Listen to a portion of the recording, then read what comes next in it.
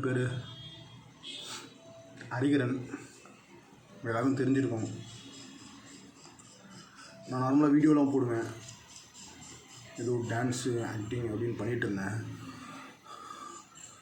இதே இன்ஸ்டாகிராமில் தான் ஒரு பொண்ணு மெசேஜ் பண்ணியிருந்தா. நான் நார்மலாக ஃபஸ்ட்டு ஆடியோ கால் பேசினேன், அப்புறம் வீடியோ காலில் பேச ஆரம்பித்தோம். பேச ரொம்ப பிடிச்சிருந்தது.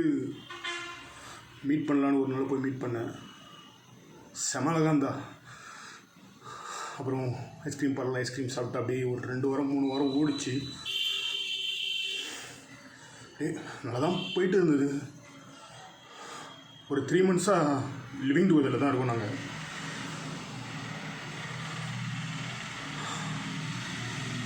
நேற்று வெளில போயிருந்தேன். வெளில போயிட்டு திரும்பி வந்தப்போ வீட்டுக்கு வெளில ஏதோ ஷூ இருந்தது.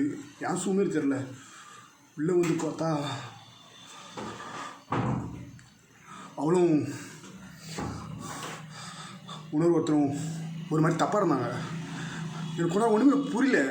இது நம்ம வீட்டு தானா, அவள் என் கூட இருந்த பொண்ணு தானா, அவன் யார் அப்படின்னு ஒரு கன்ஃபியூஷன்லேயே கிட்ட போய் பார்த்தா ரொம்ப சந்தோஷமாக இருந்தாங்களா. பக்கத்தில் ஒரு பெரிய கட்ட மாதிரி இருந்தது. தைத்தா அவன் ஒரு அடி வச்சு கீழே விட்டான். அவர் தான் அவனுக்கு ரொம்ப பிடிச்சவல்ல, அவளை எதுவுமே பண்ண முடியல.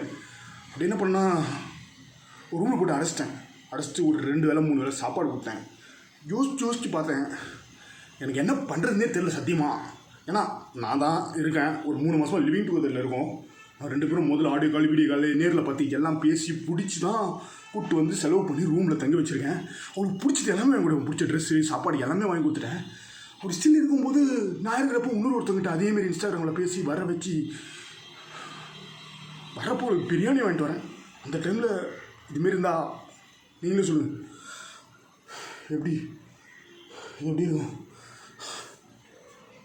ஒரு 3 நாள் சாப்பாடெலாம் கொடுத்தேன். எவ்வளோ நாள் தான் சாப்பாடு கொடுக்குறது? நம்மளுக்கு பிடிச்சவங்களுக்கு என்ன வேணால் வாங்கி தரலாம். இப்போ என்னை பிடிக்க வந்தாலும் இன்னொருத்த கூட போடா. அதான் பிடிச்சி மூட்டை கட்டி வச்சிட்டேன். இப்போ என்னென்னா, நீங்கள் தான் என்னை ஃபாலோ பண்ணுறீங்க, நீங்கள் தான் என் ஃப்ரெண்ட்ஸ் தானே. நீங்கள் சொல்லணும் நான் என்ன பண்ணணும். இப்போ இது அப்படியே விட்டுணுமா, இல்லை வேலைக்கு சோறு பண்ணணுமா?